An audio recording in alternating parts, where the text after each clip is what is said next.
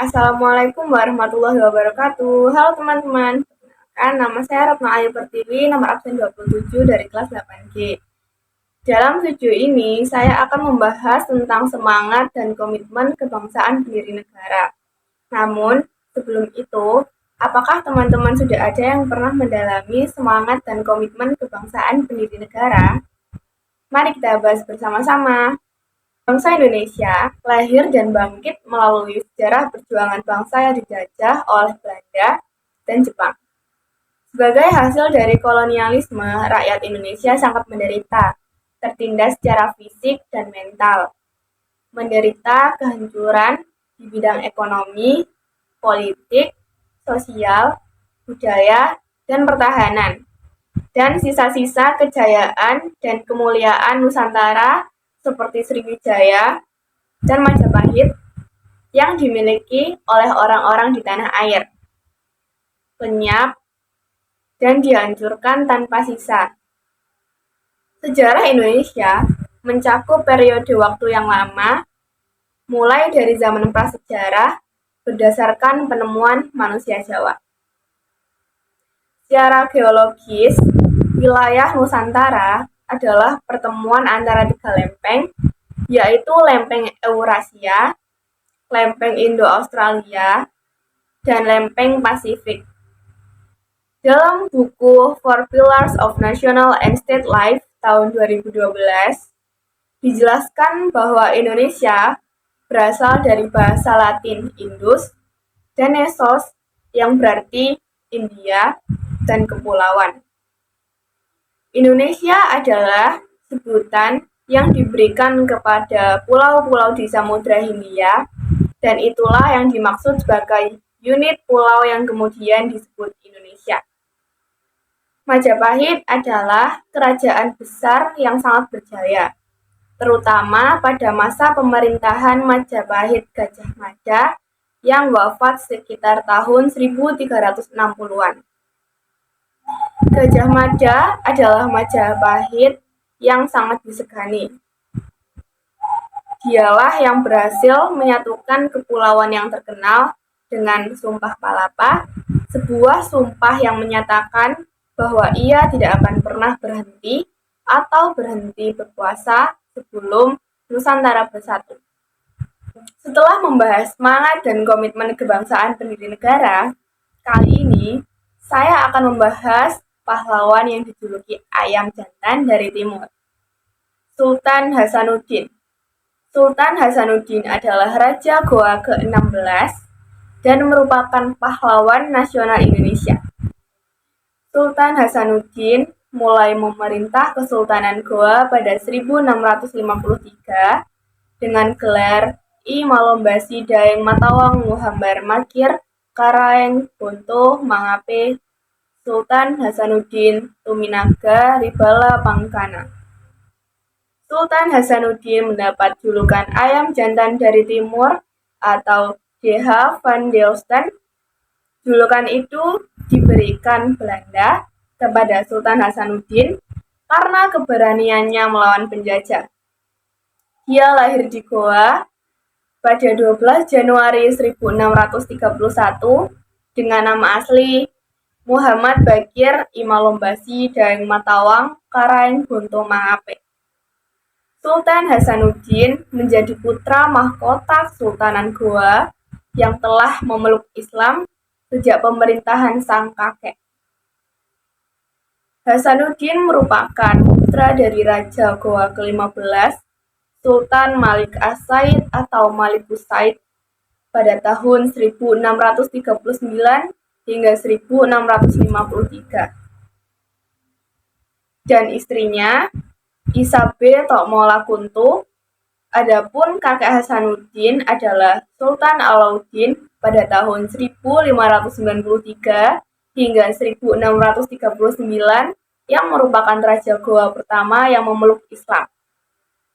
Oleh sebab itu, Sultan Hasanuddin juga merupakan raja ketiga di Kesultanan Goa sejak kerajaan ini memeluk Islam.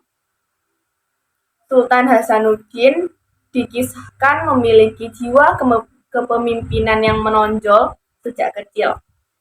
Hasanuddin juga dikenal sebagai anak yang cerdas dan pandai berdagang, sehingga dia memiliki jaringan dagang hingga Makassar dan orang asing. Saat kecil, Sultan Hasanuddin mendapatkan pendidikan di Masjid Botoala saat berusia 21 tahun. Hasanuddin pun telah mendapatkan jabatan urusan pertahanan Goa. Selain bimbingan sang ayah, Hasanuddin juga mendapatkan pendidikan tentang pemerintahan dari Karaeng Patingoloang yang merupakan Mangkubumi Kesultanan Goa. Setelah diangkat menjadi Raja Goa ke-16 pada November 1653, Sultan Hasanuddin lantas meneruskan perjuangan sang ayah melawan Verenigde Oranjesche Compagnie atau VOC yang sudah melakukan praktik monopoli perdagangan. Usaha VOC untuk melakukan monopoli demi bisa menguasai perdagangan di Indonesia Timur ini lantas mendapatkan perlawanan dari Sultan Hasanuddin. Bersama Sultan Alauddin dan Sultan Muhammad Said, Sultan Hasanuddin melakukan perlawanan terhadap VOC. Perlawanan kerajaan Goa tentu saja membuat VOC yang dipimpin oleh Laksamana Cornelis Delman dengan kekuatan mutakhirnya berang. Mereka ingin menyingkirkan kerajaan Goa pimpinan Sultan Hasanuddin yang selalu menjadi hambatan. Usaha Belanda untuk bisa menaklukkan kerajaan Goa menemui titik buntu. Sultan Hasanuddin berhasil menyatukan beberapa kerajaan kecil untuk membantunya. Belanda lantas meminta bantuan dengan menambah pasukannya. Hal ini membuat Sultan Hasanuddin semakin terdesak dan melemah. Akhirnya, Sultan Hasanuddin menandatangani Perjanjian Bongaya pada 18 November 1667 dengan berbagai pertimbangan. Pada 12 April 1668, Perang besar antara kerajaan Goa melawan Belanda kembali pecah. Belanda baru bisa menerobos benteng terkuat kerajaan Goa, yakni Benteng Sombaopu pada 24 Juni 1669 setelah mendapatkan bantuan dari pemerintah pusat. Setelah Belanda berhasil mengalahkan kerajaan Goa, Sultan Hasanuddin lantas mundur dari Benteng Sombaopu menuju ke Benteng Kalegoa. Meski demikian, ia tak pernah sekalipun mau tunduk dengan Belanda yang sudah menyengsarakan rakyatnya. Sultan Hasanuddin akhirnya memutuskan untuk turun tahta pada tanggal 29 Juni 1669. Pasomba Jaenguraga yang bergelar Sultan Amir Hamzah lalu ditunjuk untuk menggantikannya.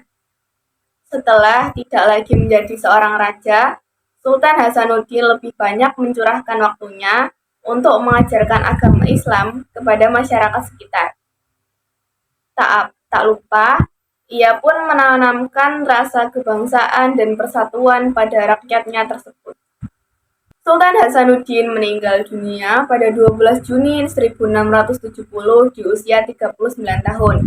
Ia disemayamkan di pemakaman yang berada di bukit, tempat yang memang diperuntukkan khusus bagi raja-raja Goa yang berlokasi di dalam Benteng Kalegoa, Kampung Temalate. Atas jasa besarnya terhadap Indonesia, Sultan Hasanuddin lantas diangkat menjadi pahlawan nasional pada tanggal 6 November 1973 berdasarkan surat keputusan Presiden RI nomor 087 TK tahun 1973. Itulah perjuangan Sultan Hasanuddin si ayam jantan dari timur yang berhasil membuat kolonial Belanda kesusahan. Nah, sebelum mengakhiri video saya mempunyai dua motivasi untuk generasi penerus bangsa. Hidup itu seperti bersepeda. Kalau kamu ingin menjaga keseimbanganmu, kamu harus terus bergerak maju. Albert Einstein. Mungkin sebelum ini, kamu juga pernah merasa hidup tuh berat banget. Dan rasanya kita nggak bisa lewat. Tapi, kamu sekarang ada di sini, di titik ini, yang artinya kamu berhasil melewatinya. Kalau dulu kamu bisa lewat, percayalah, kali ini pun kamu juga bisa melewatinya. Tuhan tidak akan memberikan percobaan yang melebihi kemampuan kita. Melalui segala ujian dan pencobaan yang kita alami dan hadapi, kita pasti akan menjadi pribadi yang lebih baik. Tetap semangat dan jangan putus asa ya. Terus berusaha dan berdoa. Jerome Pauline. Dari penjelasan tadi bisa disimpulkan penting untuk kita mengetahui sejarah Indonesia. Terima kasih atas atensinya teman-teman. Sampai jumpa di pembahasan selanjutnya. Wassalamualaikum warahmatullahi wabarakatuh.